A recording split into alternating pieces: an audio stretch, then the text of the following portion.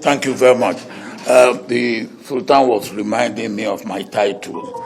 And those of you who have no caliphate title, now you're trouble. Leave me JJ with my own. And Dr. Gumi, have you been lucky to have a Sokoto title yet? Malam no dey take title. Oh, Malam no dey get title. Okay. So leave us, those of us who are entitled to title. Bishop, I want to thank you and really express our gratitude for you bringing this type of interaction. It's what we need.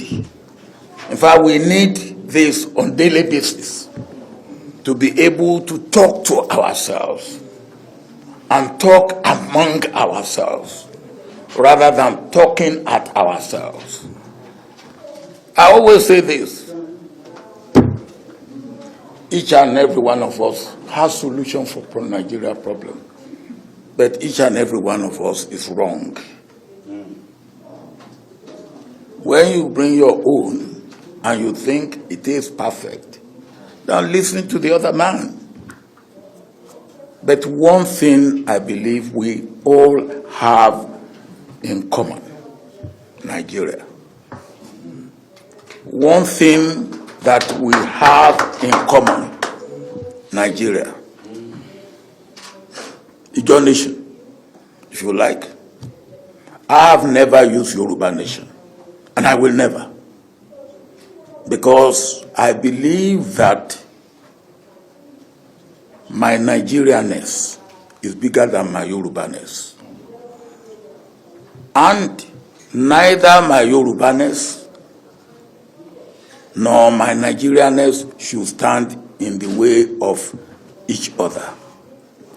For me, my Nigerianness is very important because I am more than what I should have been as a Nigerian than as an Oduduwa Republic man.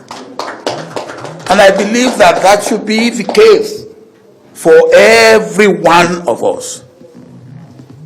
And again, why should the accident of my place of birth be a hindrance for me as a human being, just first of all, and for me as a Nigerian?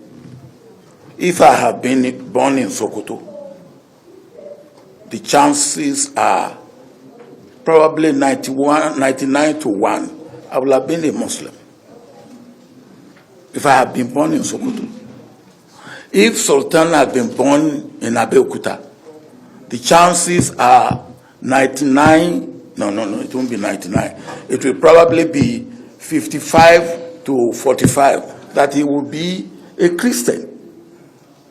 Now, what has brought a change, or what he has brought, what he is, or what I am, is where I was born, by whom I was born, and maybe when I was born.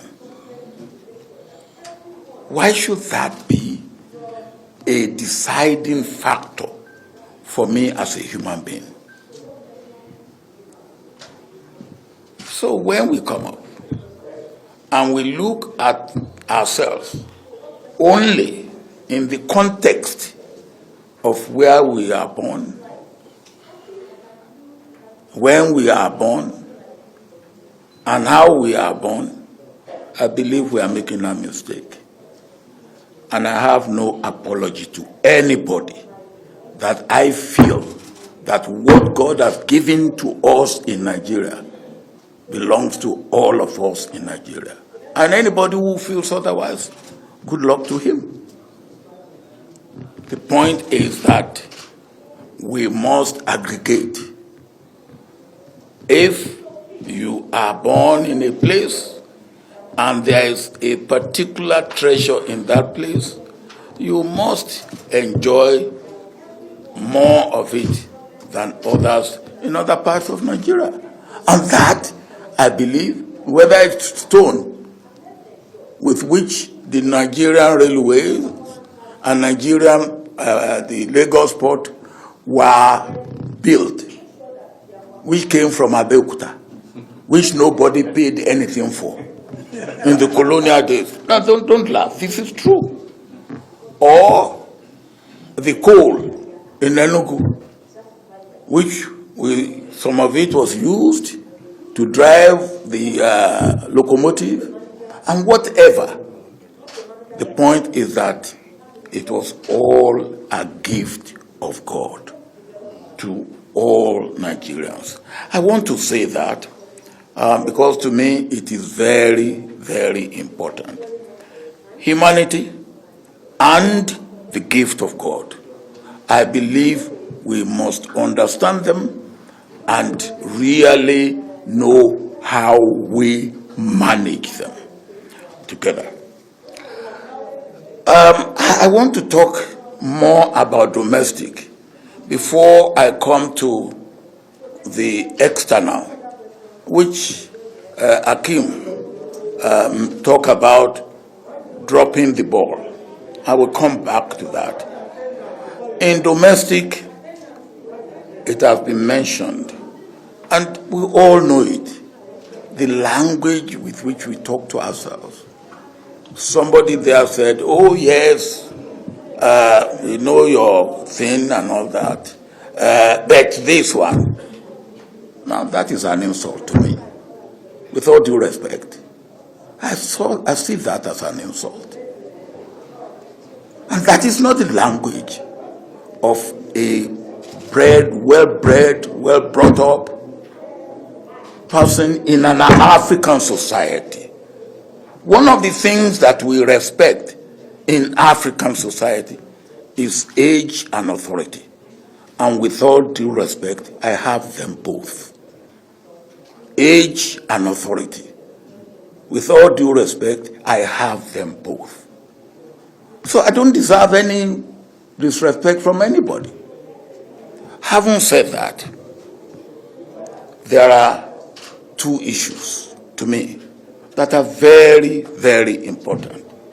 The issue which have to be legislated. They are issues that have to be legislated. Somebody said, well, if we have a state police, what does it matter? Of course it matters a lot from what we have seen and experienced in recent times. It matters a lot because the state governor is the chief executive of his state, is also the chief security officer of his state. But then, what instrument does he have to be able to maintain security? And the sort of things that we have seen and gone through in recent times. What does he have? I know, and some of you will know, what we went through under the Native Authority Police, which made it necessary to scrap the Native Authority Police and centralized police. Other countries did the same. I have been to Colombia a number of times in the past 5 years. They did the same thing. But when they were confronted with the issue of security, the way we are confronted today, they went back.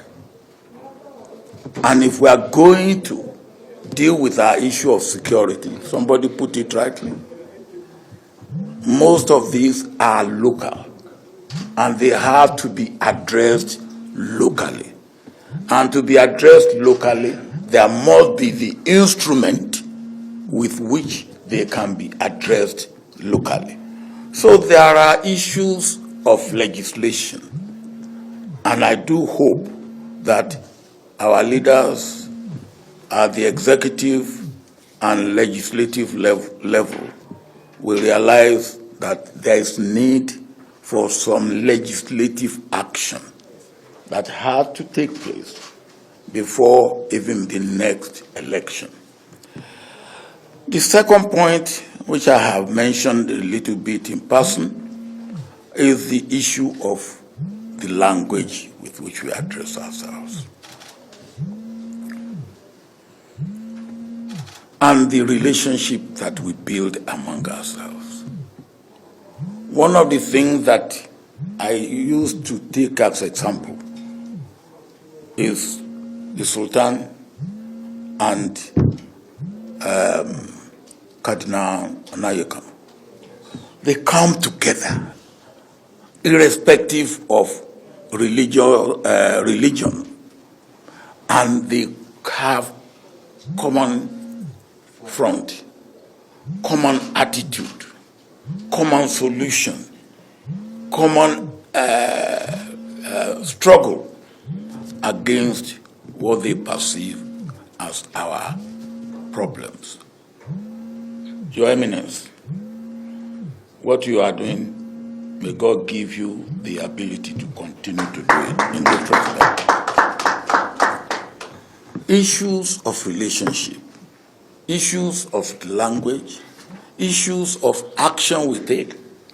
Professor Yusuf and Sheikh Gumi came to see me after Sheikh Gumi had gone to the bush to see those boys. I always refer to them as naughty boys.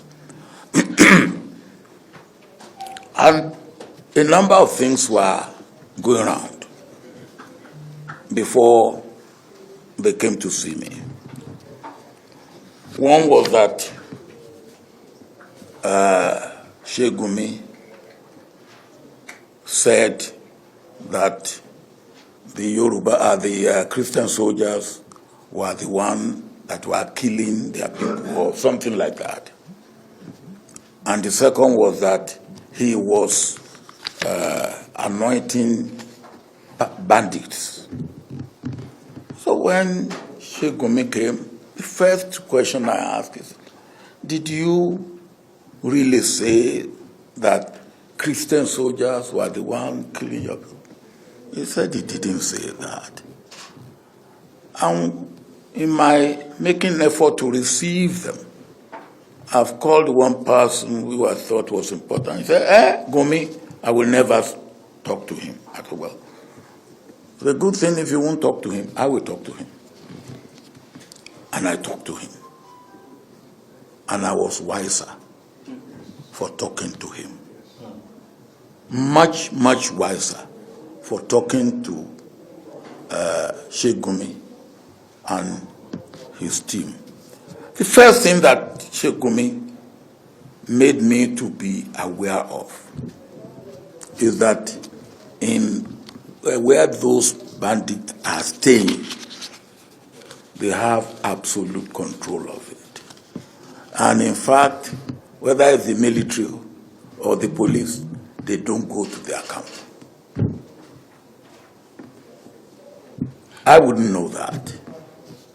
And until somebody, an eyewitness, tells me that, I will not know. Now, if that is the case, how then do we solve the problem? Because if we don't know, then we cannot find solution. Another thing he said was that, look, those boys of 13, 14, 15, they are soaked in drugs. So they are ruined. What do we have to do? How do we have to rehabilitate them? Or are we going to leave them ruined for the rest of their life? Now, these are things that we should know. And if we know it, then what do we do? People talk of political will. I talk of political action.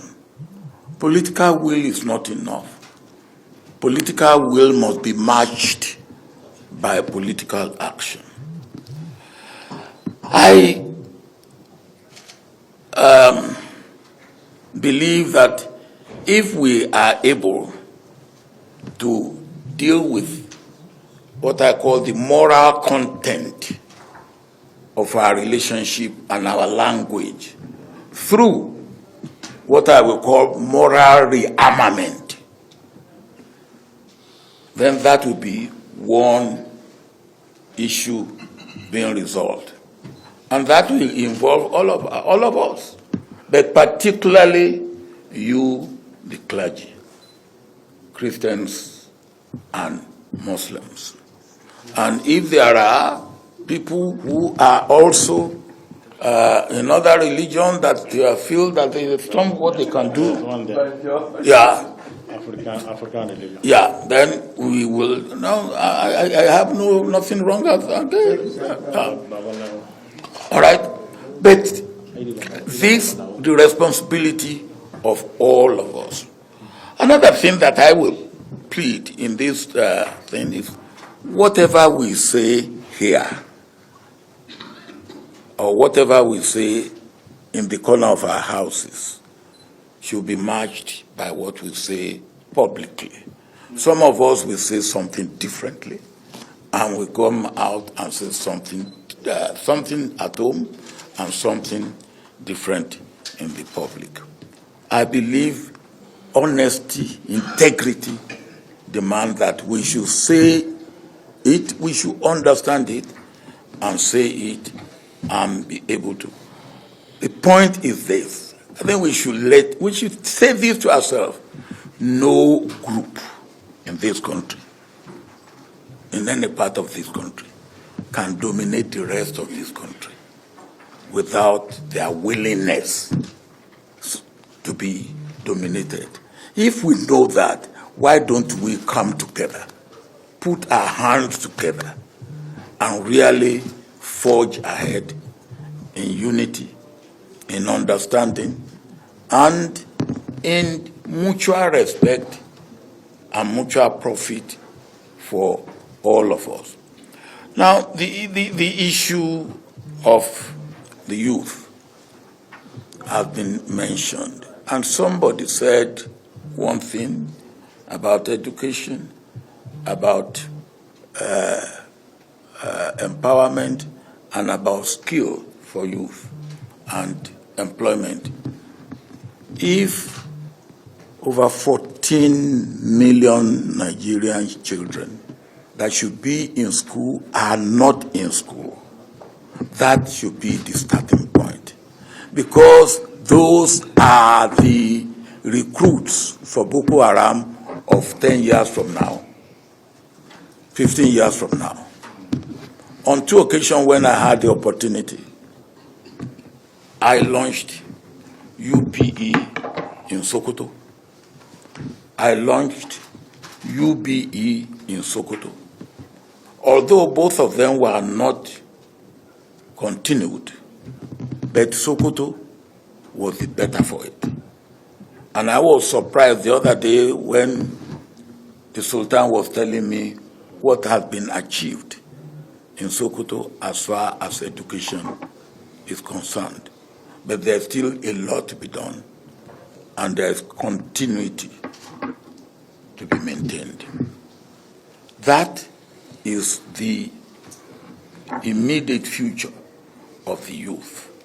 And if we don't do it, we are postponing the evil day. And the evil day will even worse, because what we have had, those who will come tomorrow, they have seen what Boko Haram had been, what banditry had been, and they are going to improve on it.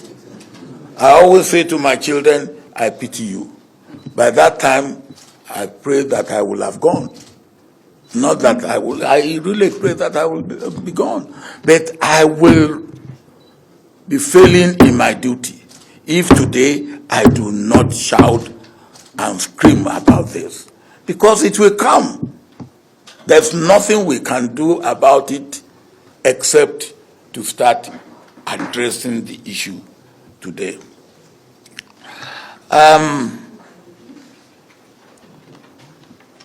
Whatever we have, legitimately or what, whatever is we acquired, to me, I believe is a gift of God. Whether it is individually we claim it or collectively we claim it, it is the gift of God. And if the gift of God is misapplied, misused, then it is between you and God who has given it. And that is the position I hold in this respect.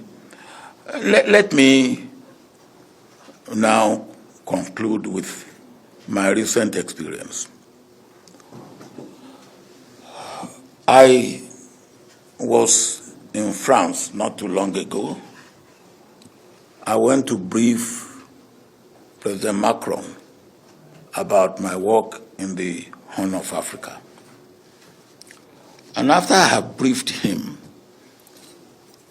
he decided to brief me about what he's doing in Mali, in Chad, and in the Sahel. And this was soon after the debacle in Afghanistan, the chaotic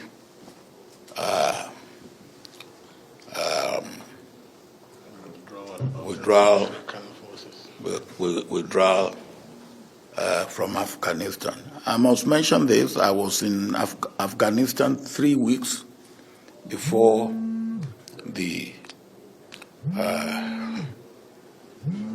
withdrawal and the breakup, the collapse of Afghanistan. And President Ghani, who was kind enough even to have a banquet for me on that occasion, did not know that it would happen so fast and so quickly. It did. So President Macron was saying to me, look, I have solution for the problem of Mali and problem of Chad and the Sahel. I said, Mr. President, what is the solution? He said, I will train their soldiers. I will equip them strong enough to maintain security. Then I will withdraw. And I said, Mr. President, within 5 years you will go back. You say, why? I said, because you are relying on stick to solve the problem of Mali and Chad, whereas you need carrot and stick. And I have always said that about us here. The problem of Boko Haram will not go if all we are using is stick. We may suppress it, we may keep it down a bit, but it will not go. We have to bring carrot and stick together. So when I said this to President Macron, and I give my own country example, he said, oh, you are right, we have to rethink. So even France is now rethinking its policy in Mali, in Chad, and in the Sahel. If that can happen to a country like Mali, like France, then it needs to happen to us in Nigeria, that we should rethink how we resolve these problems. They were not there yesterday. And when in 2011, I went to Maiduguri, and I was put in contact with Boko Haram leadership. And I asked the man who was intermediating, what do you think is the foreign involvement with Boko Haram? And he said, maybe 10–15%. I said, how do you come to that? And he said, well, we know them, we know what they bring in, and the people, not much. And that time, it will have been easy to deal with the issue of Boko Haram. Today, the foreign involvement is more than 50%. So it has grown beyond what we can say we deal with quickly. But then, there's still room for dealing with it. But somebody said, yes, we do not need the president, the governors, and the legislatures. We can assemble. Yes, we can assemble. We have assembled here. But there is the aspect of legislation that I have mentioned. We cannot legislate. We can assemble, we can meet, we can recommend, we can appeal, but we cannot legislate.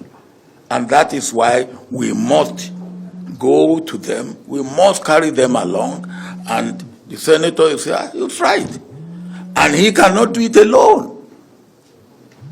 And it is also our responsibility to do what we need to do, to involve and to carry those who have responsibility to do what they need to do in the best interest of our country and our nation. Now I come and I end up drop the ball. Almost anywhere I go, people will say, well, Nigeria is not at the table. And that is the truth. Oh yes, Nigeria is not at the table. About a week ago, I was coming from Gambia, where I've gone to observe the election on behalf of the Commonwealth. And when I got to Togo, Lomé, the president of Togo was waiting for me, and he took me to his house, where I met the former president of Niger, President Issoufou. And they sat me down and said this and that and this and that. Some of the questions they asked me, I cannot answer, because it borders on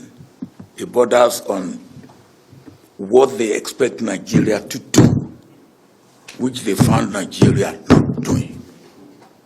And how do I answer that? What do I say? So at the end I said, I hear you. And when I get home, I will see what can be done. But when I get home, I won't see anything. That's the truth. Because the truth is this. President Buhari has done his best. That is what he can do. If you expect anything more than what he has done and what he's doing, you are kicking a dead horse. And there's no need.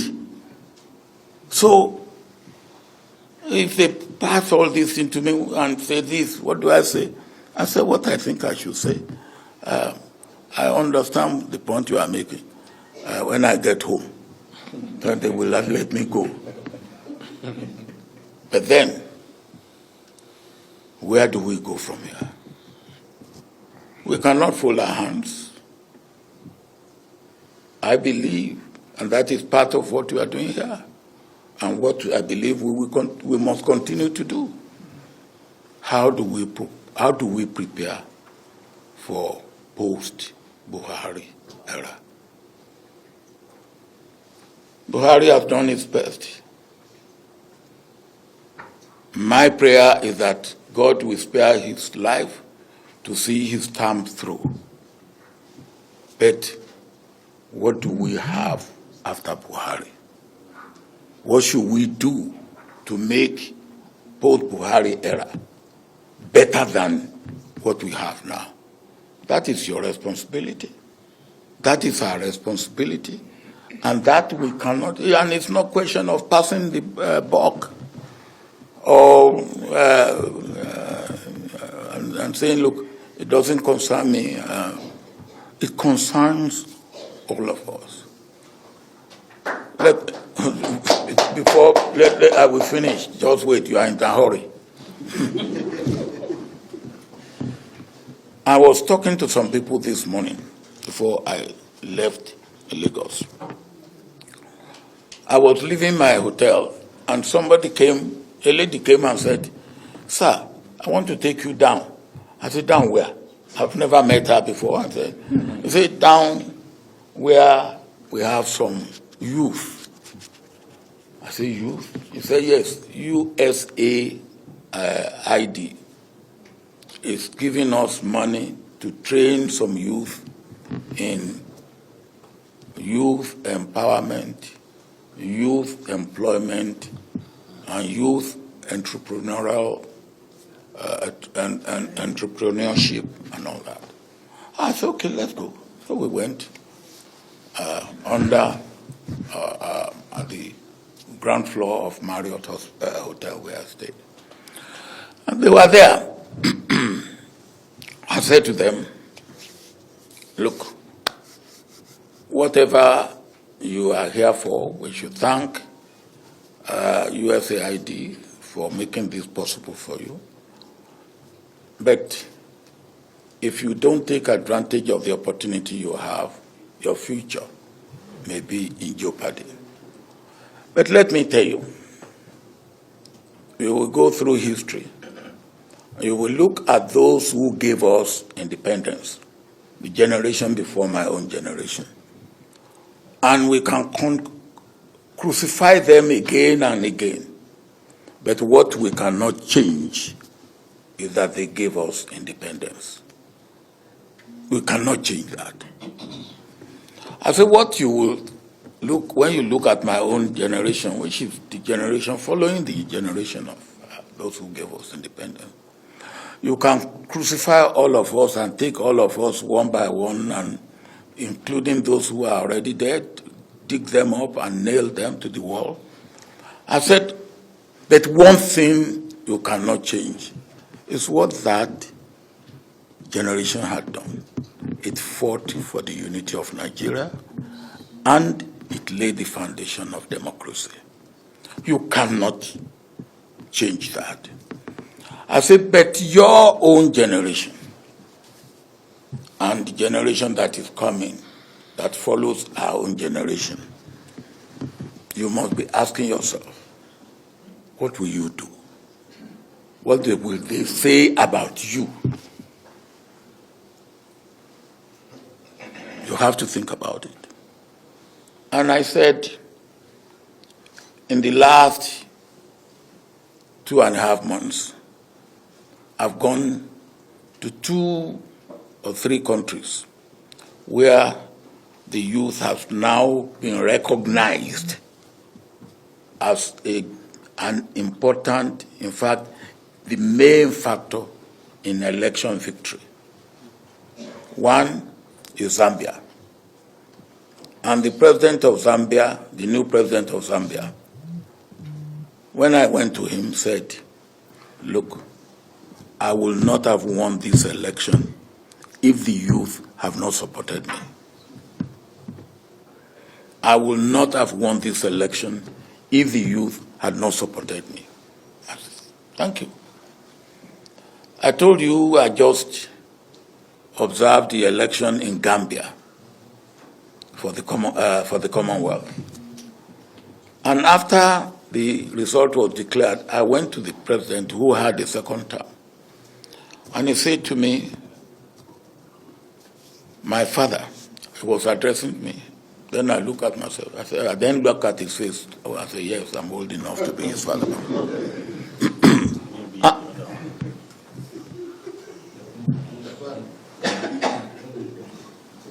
Your Eminence, I won't tell you what His Eminence said.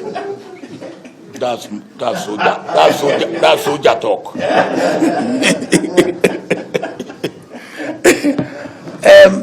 And he said to me, If not for youth support, I would not have won this election.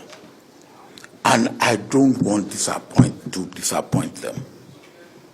Sir, go and look for me what I will do, not to disappoint the youth.